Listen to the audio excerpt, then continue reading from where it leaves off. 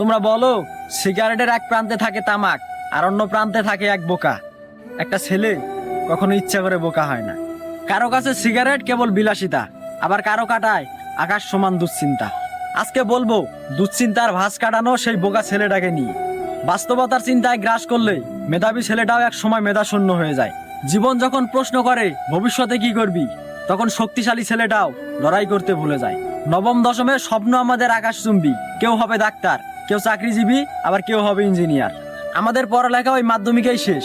এরপরে কেউ শ্রমিক, কেউ কৃষিকাজে, আবার কারো ছাড়তে হয় দেশ। লোক সমাজে বলা হয় পড়াশোনা ব্যতীত সাফল্য সম্ভব নয়। হ্যাঁ, আমরাও করতে চাই, তবে আমাদের বেলায় কেন সম্ভব নয়।